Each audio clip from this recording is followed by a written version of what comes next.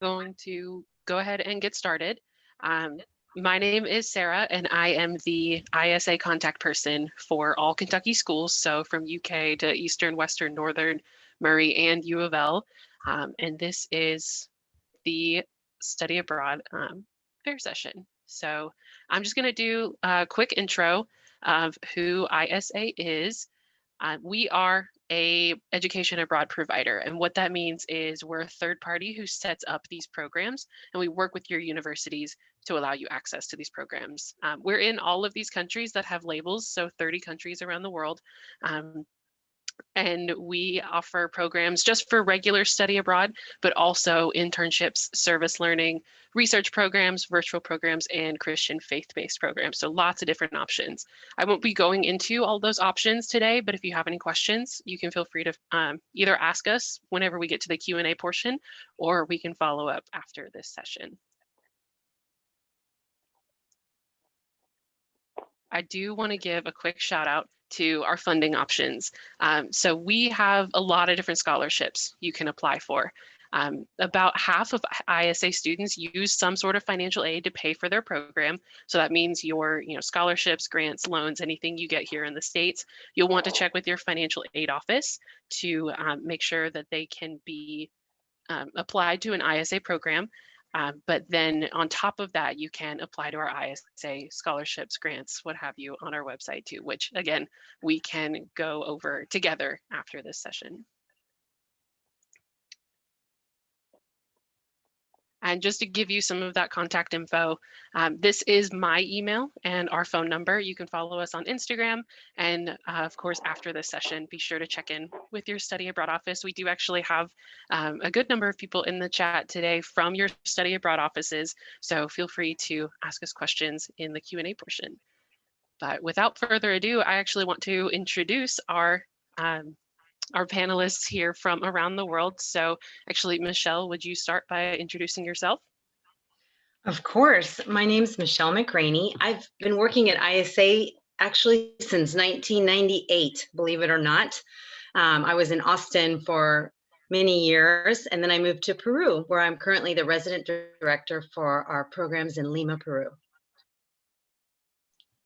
Awesome. And up next, Dharma. Hey, g'day everyone. My name is Dharma Bendersky, and I'm the Director of Operations for ISA in Australia, and I also look after some of the other Pacific regions. And I've been with ISA for almost 5 years now. Awesome. Thanks, y'all. This is, the big portion of our study abroad fair session. So I encourage you all to put any questions you have for Dharma, Michelle, or just for those of us here with ISA in the chat. I do actually want to give our global ambassadors a chance to unmute and introduce themselves too. So Cassie, I know you're in the chat. Would you introduce yourself real quick?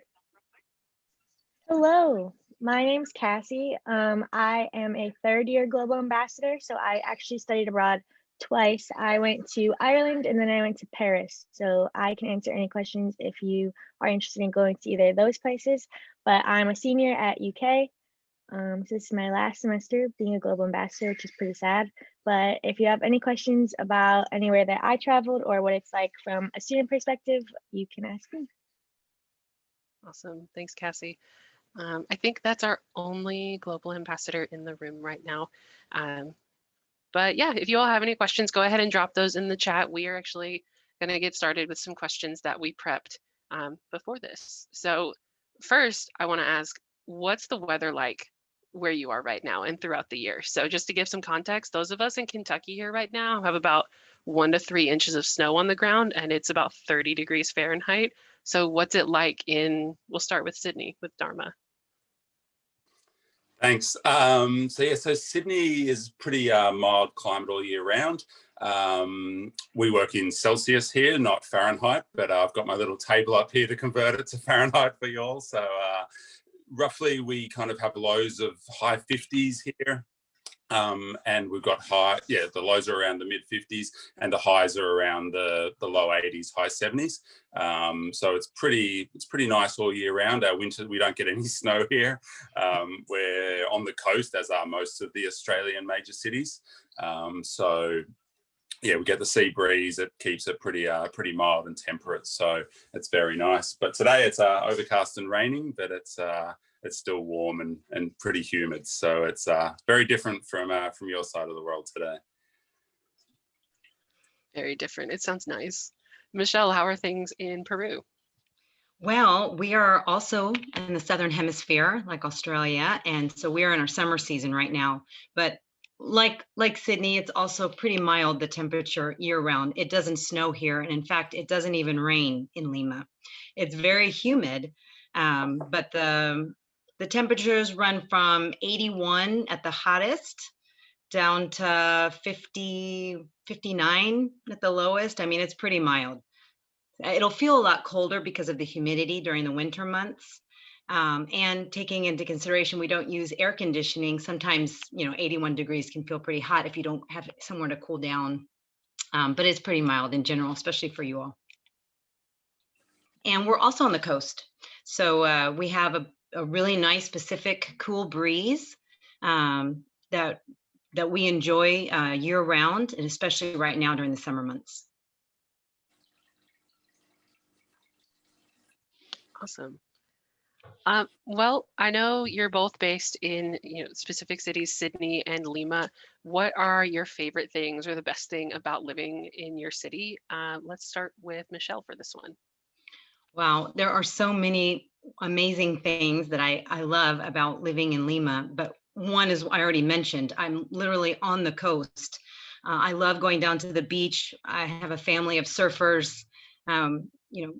Even my kids and I, we're down there fairly often. In the ocean. So I love being on the coast. And the other thing I really love about Lima is the food.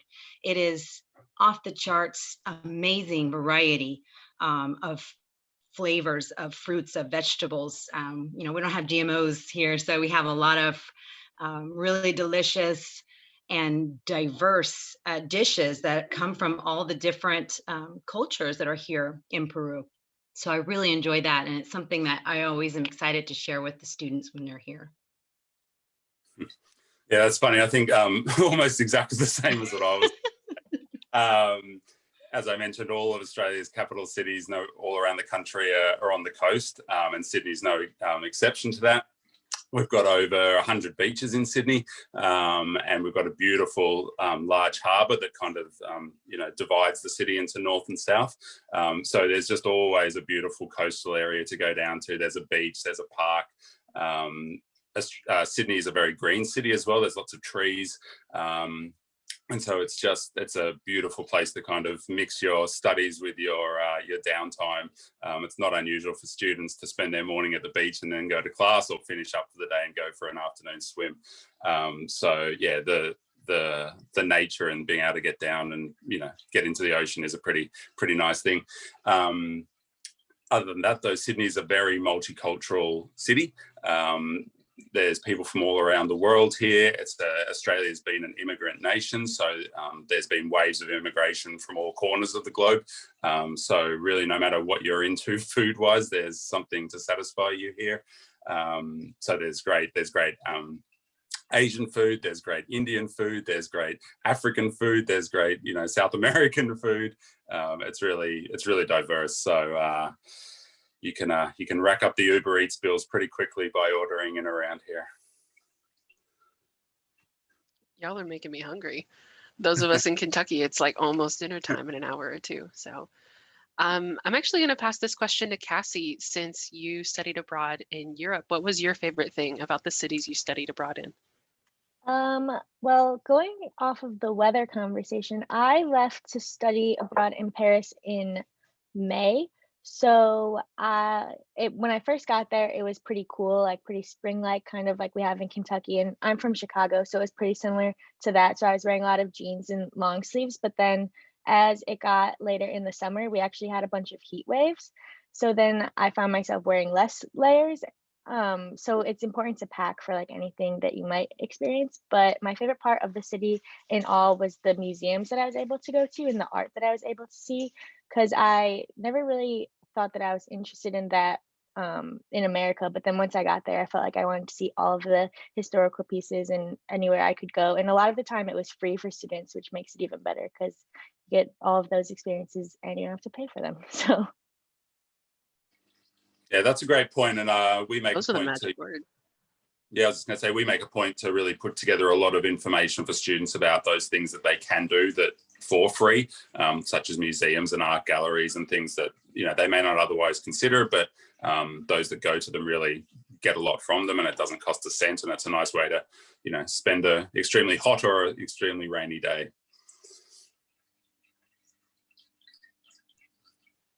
Awesome. Okay, well, let's transition a little bit from the city feel more into the academic program type feel. So you both work with very different parts of the world and very different universities. What majors or courses, academic disciplines are best fit for your programs? Let's start with Michelle for this one. Sure. We work with many different universities here in Lima, and we're actually signing agreements with a technological university coming up next. So we'll also have some great engineering courses in English available soon. But health sciences, we have an awesome summer program in health sciences and community medicine and global and public health with the University Cayetano Heredia, which is our top medical school in Peru. And we also work with the University of Piura. They have a great summer program with courses both in English and in Spanish. And the Católica University we work with during the semester programs, and they literally have every course you could imagine. Of course, the majority of the courses at the Católica are taught in Spanish, but they do have some great science courses that are available as well in English.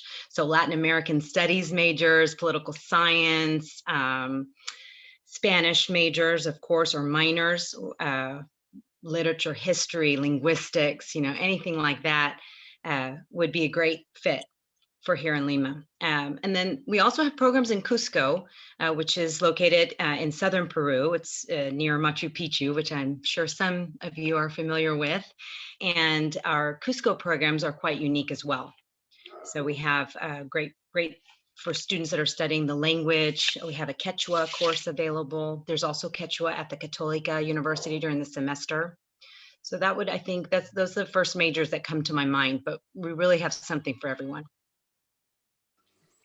Yeah, Australia is exactly the same. Very similar in that there's something for everyone. We work with over 21 universities here, which is pretty much every university in Australia, plus a number of our those are all the public ones, plus a number of private ones. So we work with universities in Sydney, Melbourne, Brisbane, Perth, Wollongong, Townsville up in North Queensland. So there's a wide variety of different universities across the country. So depending on if you're looking for a big city experience or a small city experience, there's a university that's going to fit, what kind of environment you're looking for. And all the universities have a really broad, array of subjects and courses, and they all, specialize in different areas. So business and finance, economics, those are all really big at most of the universities. Some universities have a real focus on engineering programs. Others up in Queensland, for example, the one that's near the Great Barrier Reef, which is called James Cook University, has a big marine science and biology program. So students come here and fall into that. You get to go out on the Great Barrier Reef and, find Nemo and do all those things. So students love that. But yeah, there's a course for everyone here. And all of our courses are obviously delivered in English. So students have no trouble finding a course here. They just have to decide kind of where they want to do that course. Gotcha. Piggybacking off of that questions, do you all see more, say, lower classmen or upperclassmen coming to both of your locations? Is it more for students who are, first, second years in university, or do you see more upperclassmen, juniors and seniors? We get a mix here. We get students at all points in their studies. So it kind of just, is based around when it fits the students, academic progression the best, or fits their, their personal situations. So we get a real mix of students in across their studies. I would say the same here as well. Um, More and during the semester programs, they might be a little bit more in their sophomore, junior years, for sure. Especially if it's a Spanish major, you know, they've already taken a lot of Spanish, and can take courses with Peruvians taught in Spanish. That's a little bit more challenging, of course, but it's so rewarding when you do a semester like that, because you really dive into the language and learn it in a way you could never do uh, back home in the United States.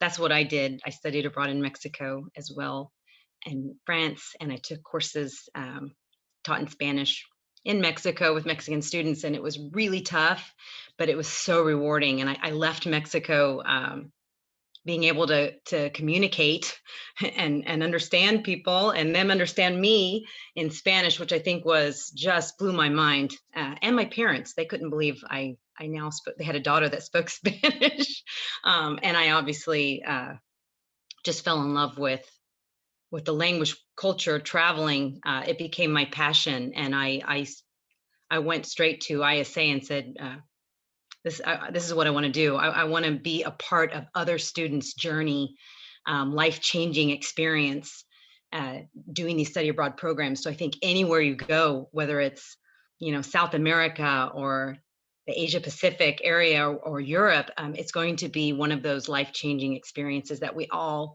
really want and need. Yeah. So that was my experience. Awesome. Well, I asked that question mostly because I know this year it's been hard for, you know, American students to get out and study abroad. So, I mean, it's possible for upperclassmen to find your courses abroad. It sounds like we have some good fits both in Sydney and in Lima and around the world. So, if you need help, you know, finding those courses or anything, definitely contact me, or I saw Cassie dropped her email in the chat, and I can work with Cassie on that too. So Yeah, and I will definitely say I've worked with a lot of our neighboring countries here in Latin America, with our resident staff, with the universities in Argentina and Chile, and I know we've got excellent program offerings in all of those sites, but they each offer a very different and unique cultural experience. You know, South America is very different, for example, from Mexico or Central America, even though Spanish is the common language, aside from Brazil. But even the Brazilian program too is just fascinating. And it's, but every time I've traveled to those places, I was always pleasantly surprised at how unique they were to my semester abroad in Mexico. And so I would encourage any of you who have questions about different sites, you know, ISA sites in Latin America, to reach out, and we'll get those questions answered.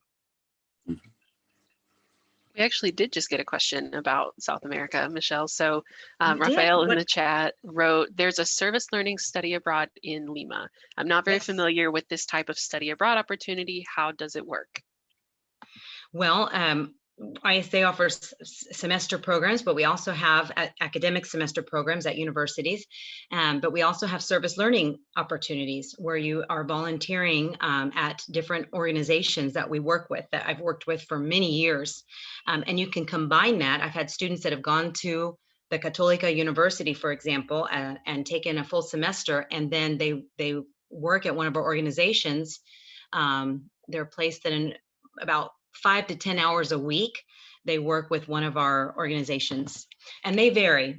We right now, of course, all of our organizations are on hold because of the current situation, but I've kept in contact with everyone, and they are very much looking forward to hosting ISA students in the future.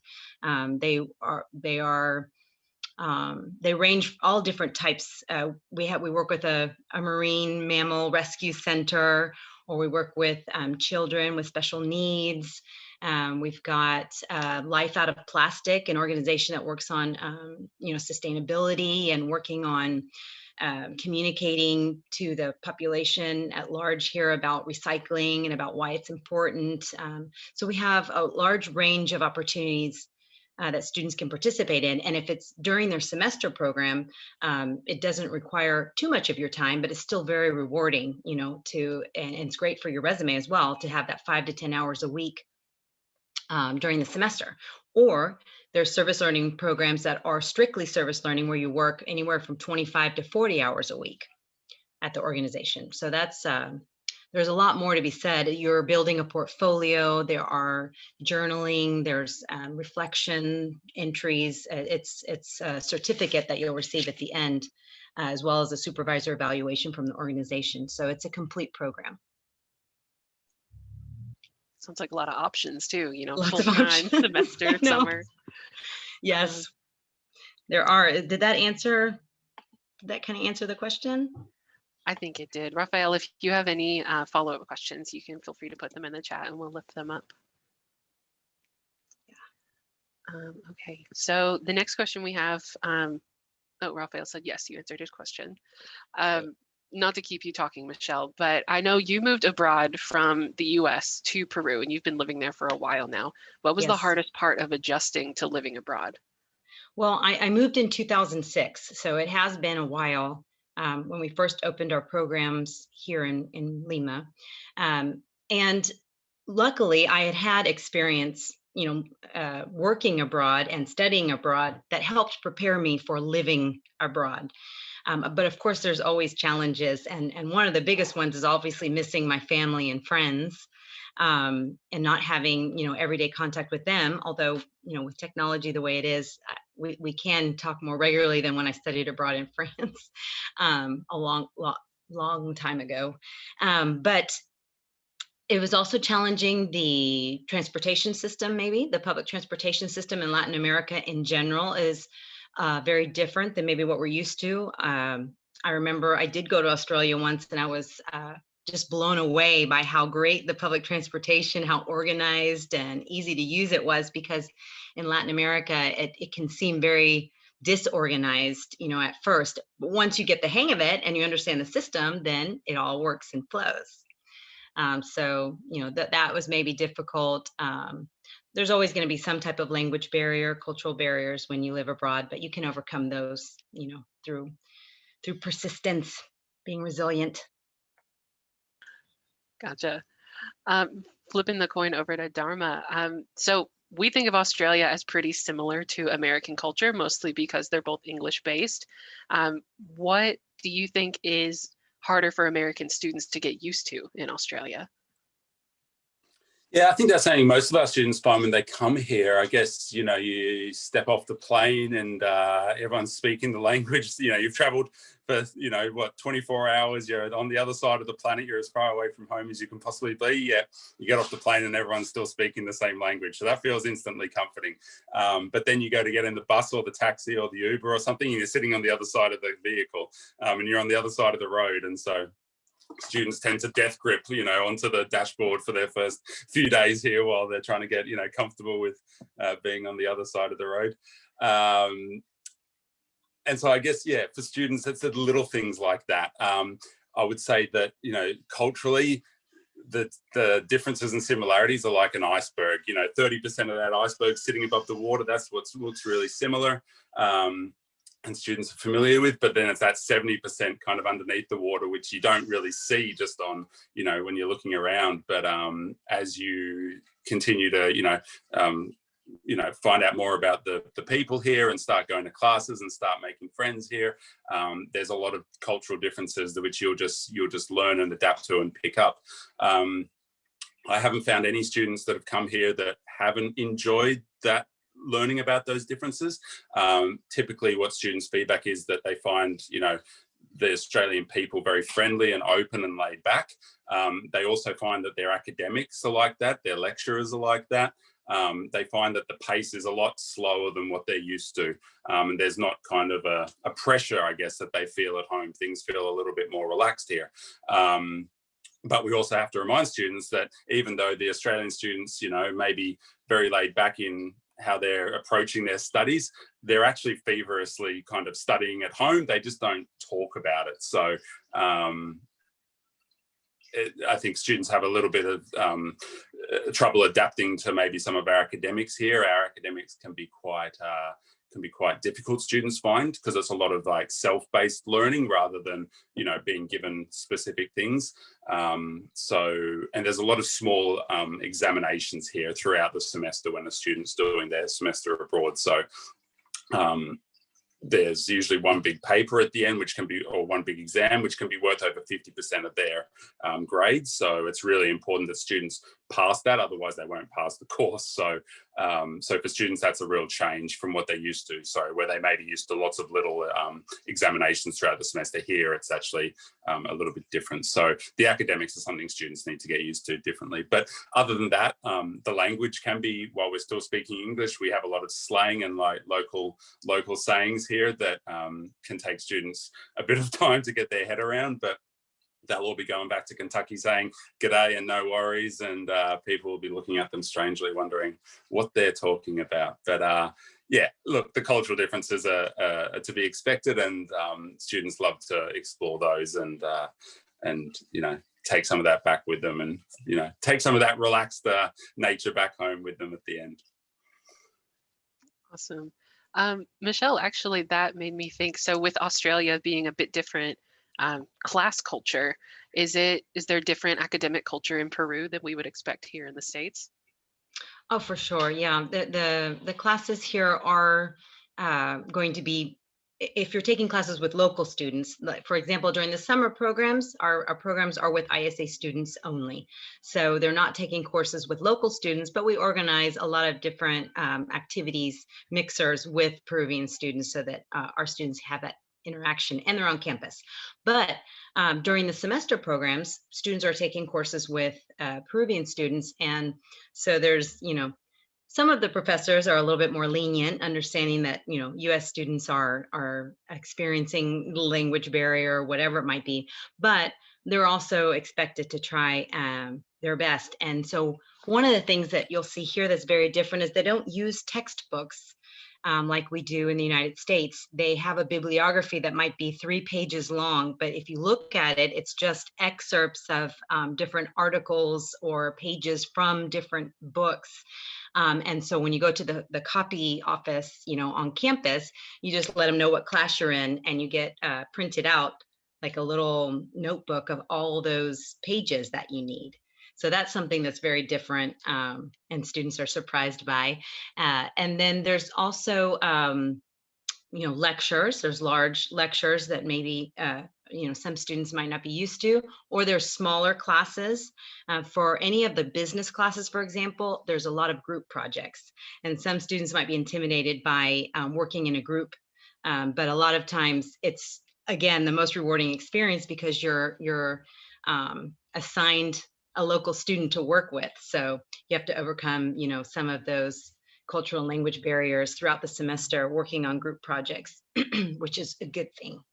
And then the grading scale is different. Here, the grading scale is from 0 to 20. But for Peruvians, receiving, you know, a 19, 18, 19, 20 is virtually impossible. That's not something that, you know, is achievable really for regular semester programs. The average is normally more like 16, 17. So for some students, I might say, you know, I'm a straight A student, I should be getting a 19 or 20. And it's just, you know, explaining that professors are not going to give a 19 or 20 because culturally it's just not something that they do. You know, so that could be maybe a little bit surprising at first. Especially if, you know, I've had some students that, you know, getting the 19 or 20 was really important to them, but when they saw the grading scale that the PUCP sends over to ISA to send to the universities, they say, oh, okay, a 16 and a 17 translates as an A in the US scale. Phew, I'm okay, you know. So it's so it has its challenges, but it also has its rewards. Yeah, that's a big one that our students face here as well. And what we do here on the ground to work with students is we do what's called an academic workshop with all of our students after their first couple of weeks in classes, which is an opportunity for us to sit down with all of our students and talk to them about how they're finding their first few weeks in class, help answer questions for them if they're, you know, identifying any areas where they're struggling with, and students find it pretty invaluable to have just somebody to bounce, questions off of, as well as sitting around with some of their fellow students who can all kind of, share in what they're all experiencing, and to know that they're not doing it by themselves, and that there's other people, sharing that, that anxiety, or, feeling the same as they are. So, but we give lots of study tips, and, give them assistance in, there's lots of, academic support here for students if they're needing it. And so, yeah, students are very well looked after here to help them through that transition to a different academic system. Nice. Yeah, I would say the same here. It's part of our ISA programs in general across the globe. We definitely want to support our students in all areas, and academics is one of the most important. So finding tutors that might be able to help them, be successful in their classes. So it's important. Yeah. And worldwide too, for the rest of y'all that aren't thinking about going abroad to Australia or to Peru, same level of standard support with all of our countries abroad. Okay, well, the last question I had prepared is a bit of a fun one. What is your all's favorite excursions during a normal program? We know things are a bit different right now with COVID and whatnot, but what's your favorite excursion to take American students onto? Let's start with Dharma.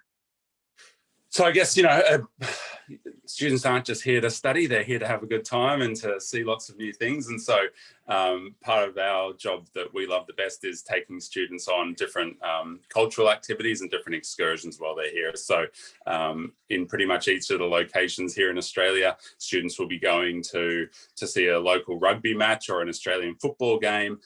They'll be going to different, cultural galleries and museums and things like that. We also do an overnight trip or usually a day trip or an overnight trip where we take students away to a beautiful national park nearby or something similar to that. But our favourite one here really is what's called the Bridging Cultures Orientation program that we do with our students. So that happens in the first 4 to 5 days of arriving in country. So you land in Australia and all of our students go straight up to Cairns, and Cairns is in far north Queensland.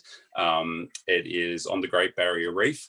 It also borders what's called the Daintree Rainforest, and it's the only area in the world where there's two World Heritage organisations which meet. So it's the rainforest and the reef. And we bring our students up there for their first 5 days in Australia. We put them up in the most amazing 5-star hotel they hopefully have ever been in. And we wow them with lots of cool things. So we take them out for a day on the reef to do snorkeling and diving. We take them into the rainforest to see that environment. We do a welcome to country, which is a ceremony from the Indigenous Aboriginal people here, so that they learn more about, the Aboriginal history and experience here in Australia. And then as well as that, we sit down and do a big session with all the students in the room together, where we talk through, how to prepare for your, semester ahead. Now that you're actually here on the ground, here are the things you need to know to get by and survive. So that's everything from cultural differences to academic differences to the money system here to absolutely everything a student needs to know. So and it's a great way because we have students coming from all around the US who are going to locations all around Australia. And so students coming will get to, if they don't know anybody yet, they'll make lifelong friends in those first 5 days. And those friends may be going to be in the same city, or they may be going to a different city. But it's a great way for students to build a network straight away of very similar, like-minded students to themselves, where they can then, have an instant support network and friendship network, either in their host city or in another city that they may want to travel to during the semester. So students typically rate that Cairns experience, that orientation, as the highlight of their semester abroad. And it is a truly life-changing and fantastic experience for students. Awesome, Michelle. Good luck following up on that one. Yeah, thanks. I want to go to Australia. Well, Peru is a very unique country that's divided into 3 major geographical regions. And when a lot of people think of Peru, they think mainly of the Andes Mountains, of the Llamas, Machu Picchu, the Inca, culture. And there's also, and I love taking students to Cusco and Machu Picchu in that area. It's absolutely fascinating. The amount of archaeological sites throughout the country is overwhelming. And every time I go, I feel like I'm, on sometimes like a Raiders of the Lost Ark, or like discovering, new archaeological sites, and things like that, and learning about these pre-Incan cultures, pre-Columbian cultures. It's just really interesting. But I am very one of my favorite places is the Amazon jungle. I absolutely, you've learned and heard about the Amazon River, and you watch it on Discovery Channel or Nat Geo, and you see, them canoeing down these, tributaries.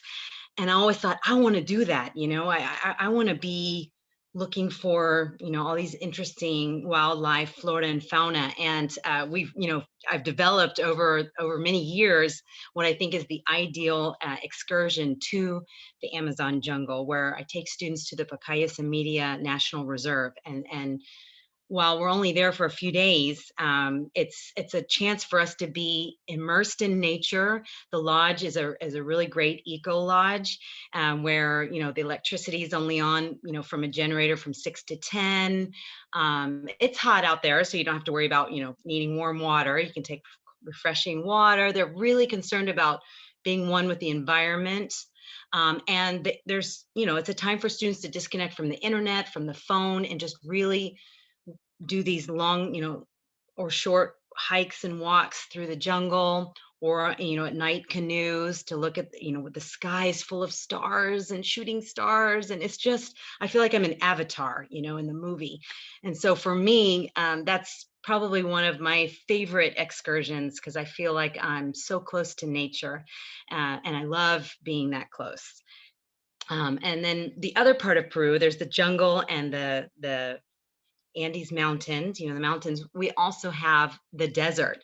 And I don't think many people, think, oh, Peru has, a big desert. You might think of, the Atacama Desert in Chile, but we also are part of that Atacama Desert. And so we've got some great sand dunes and dune buggies, and visiting some of islands off the coast that are full of sea lions and all kinds of penguins, the Humboldt penguin. So I love the excursions where we're immersed in nature, surrounded by interesting wildlife, and lots of Florida. So I think students also really appreciate that too when they're here. Now I want to come to Peru.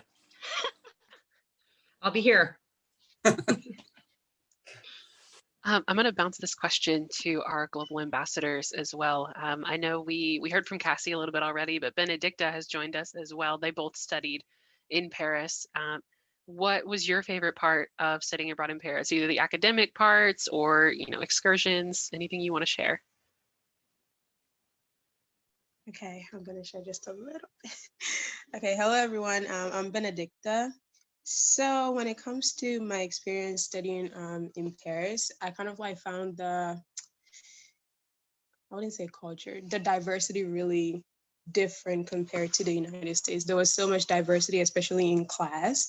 The class that I was in, you could find people from Japan, Korea, America, just all over. And it was so interesting to kind of like be in that environment, because it wasn't just talking about like one culture or having conversations with people from one destination. So I like that very much. When it came to excursions, I don't know. I like the ones that me and my friends personally did, because it was like more to our liking. But there was one that we had to tour some historical person's place in Normandy, and I love that one as well. So that was interesting. But overall, I just loved my experience so much, because it was just having the opportunity to kind of like immerse myself in the culture and improving my speaking while doing other things and meeting new people as well. So yeah. Awesome. I Cassie? would say the same. We actually took an excursion to the Loire Valley and saw a bunch of castles, which was really cool because there's not many castles in the United States. So we got to go to a winery actually and taste wine, which was awesome. And then to answer your question about host families, I actually stayed with a host mom. She was about 70, I would say, around there, and she lives alone in this huge house and she hosted students from all over the world. So it was really interesting for me to live with people. One of my roommates was from the United States too, so it was nice that I had her to speak in English too when I needed a break from the French. But then one of my roommates was from Vietnam, and the only language that we had in common was French, so I had to try my best French to talk to her. But I was able to be connected to my host family all through ISA, so I didn't have to find her on my own, which was nice. And then the same thing worked with like the payment wise, it was all done through ISA, so I didn't have to pay her directly or anything like that. So it was all pretty taken care of. So I didn't have to worry about any of that, which is super helpful because you have enough to worry about on your own. So that was nice to not have that responsibility. I would highly suggest doing a host family if you're going to learn a language because they kind of force you to speak to them in that language. So you're not kind of chickening out and speaking in English when you're there to learn French. So that's honestly where I did some of my best learning was just talking to her in the morning and at night because I was forced to because she didn't speak any English. So I would recommend a host family if you can do it. And it's also a nice way to immerse yourself in the culture because I was able to take a metro to and from class all by myself. She taught me everything I need to know about commuting in Paris, which was awesome. So I highly recommend that if you can.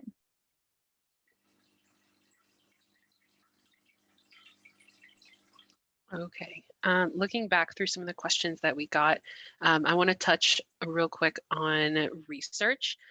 So I think it was Abigail, yeah, who put that you saw our Euro Scholars Research Abroad program, which for those of you that don't know, is a semester-long research program. It's based in Europe, hence Euro Scholars. This is, I would say, more of a niche program for students who really want to do research. You can take an additional language course with it, but if you're planning on, doing Euro Scholars Research Abroad, definitely let me know and we can work with the Study Abroad office, with your academic advisors to really plan your academic schedule for that. But Abigail was asking about research options outside of Euro Scholars.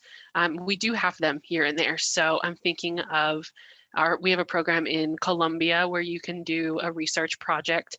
It's a course, so you can take other courses alongside it. I believe that one is in English or in Spanish, depending on when you're looking to go. We have internships based in research and other, research programs here and there around the world. So definitely something that we have. It's definitely a smaller option than study in all of our 30 countries and whatnot. But if you're interested, I've put my email in the chat a few times at this point. So feel free to let me know and we could start narrowing down your program options. We talked about host families already. Actually, I think the last questions we had was for Dharma. Amy was asking, do you think the Bridging Cultures program will be possible this fall? I hope so. Look, I guess the situation here in Australia with COVID is, it's really quite good here at the moment internally. As an example of how they're dealing with it, over in Perth, which is on the west coast of Australia, they had one case 48 hours ago and they've locked down the whole city for 5 days. So they're taking it very, very seriously. It's been taken very seriously from the get-go here. And what that's meant is that, our case numbers have been kept very, very low, and transmission has been very, very low. So at the moment, there's no active cases in Australia other than those that are coming in from overseas who are bringing it in with them, and they're in the quarantine for 14 days. So internally, the situation's very good here. But for our study abroad programs, because of how good we're dealing with it here, we're not letting people into the country for anything other than, special reasons. So coming back if you're a resident returning or things like that. So international travel into and out of Australia at the moment is not possible. So we're just kind of sitting back and waiting and looking at the government advice as things change. So we're very hopeful for fall 21. And if it is open, then our orientation will be able to go ahead. But if the borders aren't open, then we can't get any students in this year. So we just kind of have to wait and see at the moment. But yes, I guess internally, things are going to be able to happen as normal if the students can get in here. That's a good point to bring up. I know COVID is a bit of the elephant in the room right now. I just want you all to know that ISA is tracking these things honestly by the hour. Things change so quickly with all of our countries, all of our programs, everything. We're in contact with your home universities, from UK to UofL to, all Eastern, Western, Northern, and Murray State. So when students are allowed to go back abroad, whether you already are, whether we're reviewing that now with your university, we're tracking entry requirements, we're tracking quarantines, we're tracking all of this. So don't hesitate to reach out to us when you have questions. It all comes with the caveat of subject to change, but hopefully things are changing for the better, and we can get you all to Australia and Peru and elsewhere this fall. Yes, we're very excited to welcome you all back. So we're just sitting here and waiting. Yes, I second that, Dharma. Yeah, we can't wait to have you all back. So hopefully it'll be very soon. Hey, we can't wait to get out of here and travel again. We've been locked down for what, a whole year? Yeah, pretty much. All right, y'all. Well, that was the end of our pre-planned questions. If you have any other questions, feel free to drop them in the chat. I'm going to drop my email one more time. So feel free to send me any questions you have, whether about these programs or anything else. I'll be happy to get back to you. But otherwise, enjoy the rest of the fair. I know there's a lot more sessions coming up. So yeah, thanks for joining. If you need the contact info for your universities, here it is for Eastern, Murray, and Northern. I'll linger on that for a few more minutes, a few seconds. And then UofL, UK, and Western. So if anybody needs this contact info, just let me know. But otherwise, thanks for joining. Thanks, everyone. It was nice to see you all. We'll see you down under. That's some of that slang we'll have to bring back to Kentucky. Exactly.